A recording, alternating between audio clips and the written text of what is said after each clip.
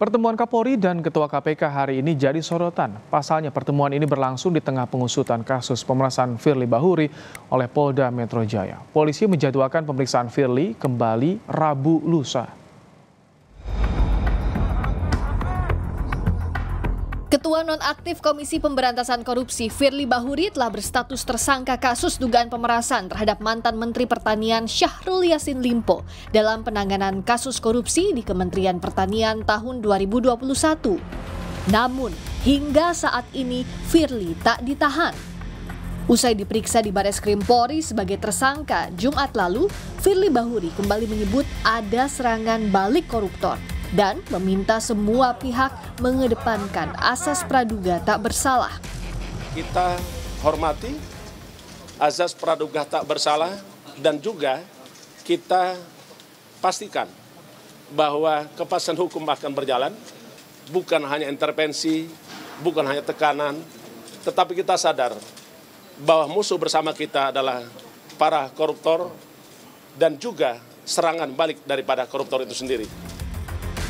Soal tak kunjung ditahannya Firly, Menko Polhukam Mahfud MD menyebut penyidik punya kewenangan dan pertimbangan sendiri. Menurut Mahfud, dalam jalannya penyidikan, mungkin polisi tak khawatir Firly akan lari, mengulangi perbuatan, atau menghilangkan barang bukti. Firly Bahuri tidak ditahan itu ada tiga alasan untuk orang harus ditahan. Satu, kalau dikhawatirkan mempersulit pemeriksaan. Dua, mengulangi perbuatan. Tiga, menghilangkan barang bukti. Mungkin syarat itu sudah mungkin polisi tidak khawatir Firly lari, tidak khawatir Firly mengulangi perbuatan, tidak khawatir Firly menghilangkan barang bukti karena sudah dihumpulkan semua. Mungkin ya, tapi itu tidak bisa ditanya ke saya, itu urusan polisi, penyidik saya tidak boleh masuk.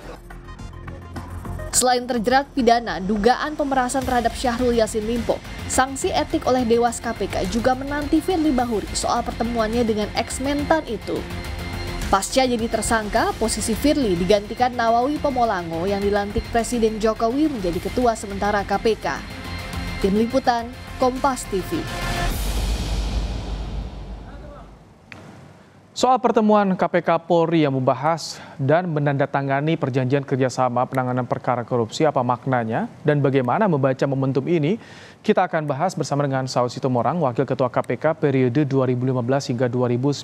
Selamat petang Pak Saud.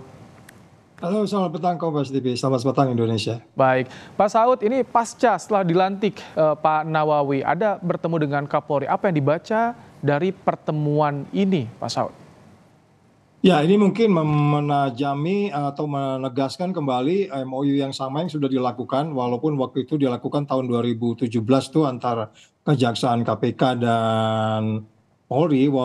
Intinya sudah pasti sama yang disampaikan oleh Ketua KPK tadi, pelaksana maksudnya, dan Pak Kapolri, bahwa ada kaitan dengan sinergi penanganan tindak pidana korupsi, dan kemudian bagaimana bekerja sama dalam kaitan resource di kedua belah pihak.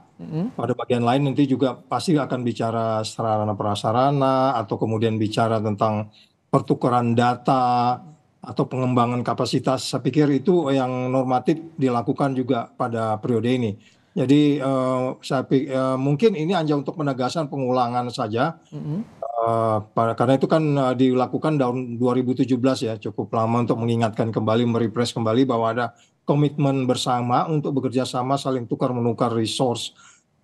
Kalau dulu itu kan bahkan ada di beberapa daerah itu umpamanya mereka kesulitan dalam menghitung kerugian negara, kemudian KPK mencari para ahli, saksi para ahli yang bisa dihadirkan. Okay. Pak Saud, kalau saya ingin persepsi Anda, bagaimana mulusnya koordinasi supervisi antara Polri dan KPK eranya Firly ini? Karena kan tanda tanya juga ketika sudah diganti, langsung bertemu nih Kapolri. Ya, justru yang speednya cukup tertata dan maksimal tuh di Polri ya. Karena kecepatan di KPK ini agak lambat saya lihat. Pada bagian lain kita tahu bahwa kelihatannya nih ya, Polri menegaskan kembali, kita punya komitmen ini. Di tempat saya banyak data, kalau umpamanya Dewas agak ragu, silakan gali data, ambil kebijakan yang cepat. Saya pikir salah satu sisi lain dari yang katakanlah warningnya ya dalam kaitan hari ini, bahwa sebenarnya sebaiknya KPK bisa mengikuti kecepatan bertindak yang dilakukan oleh Polri. Jadi kalau umpamanya selama ini selalu ada kesan bahwa mereka menunggu pidananya, kemudian mereka ngurusin etikanya, sekarang Oke. pidananya lebih dulu gitu. Pak Jadi Saud, kalau kasus Firly Bahuri ini kira-kira dibahas juga oleh Kapolri dan Ketua KPK sementara saat ini? ya biasanya sih normatifnya pastilah mereka berbicara sama pimpinan, termasuk mengantisipasi ya. Kan itu kan panggung depannya pasti ini, tapi panggung belakangnya Oke. hal yang mungkin muncul nanti. Tetapi saya pikir ini bukan kemudian ada perubahan dari status kalau saya pikir ya dari udah masuk ke penyidikan, tapi mungkin hal-hal teknis yang kecil yang memungkinkan mereka lebih confidence sehingga kemudian bisa mengatasi noisy atau hal-hal yang terkait dengan penindakan yang akan dilakukan beberapa hari ke depan. Sebelumnya kan Polda Metro Jaya minta supervisi langsung dari KPK soal penanganan kasus ini. Nah, dengan adanya pertemuan ini apakah ini akan mempercepat proses yang tengah terjadi di Polda Metro Jaya atau bagaimana nih menurut Anda, Pak Saud?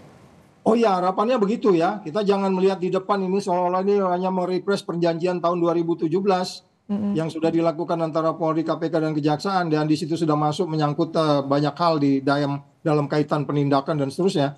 Tapi kan yang kalau kita ambil adalah ini kan soal besar ya, soal besar yang menyangkut dua institusi. Dalam hal ini KPK terasa sangat lambat di dalam melakukan fungsi tugasnya, sehingga harus kita nilai sebagai upaya untuk kemudian KPK agar lebih menanggapi atau memberi respon terhadap apa yang dilakukan oleh kepolisian, sehingga kemudian KPK bernuansa positif dikaitkan dengan MOU yang sudah ada gitu. Oke.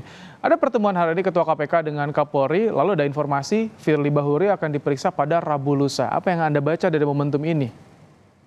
Ya, dapat diperkirakan bahwa kalau subjektivitas dan objektivitas dari penyidik itu kan kelihatannya, dan ada banyak tanggapan framing yang kelihatannya kan untuk segera setelah diperiksa untuk kedua kali untuk kemudian ditahan.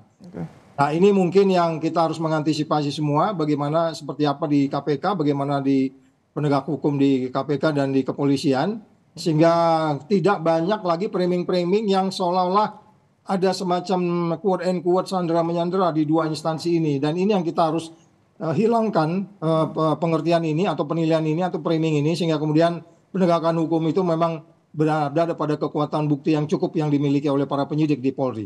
Oke, kalau sebelumnya kan ketika Polda ada preskon soal penyidikan, naik ke penyidikan, respons KPK seolah masih santai. Kalau Anda melihat bagaimana dengan di bawah Nawawi Pomolango, respons KPK soal kasus yang mendera Firly ini bagaimana, Pak Saud?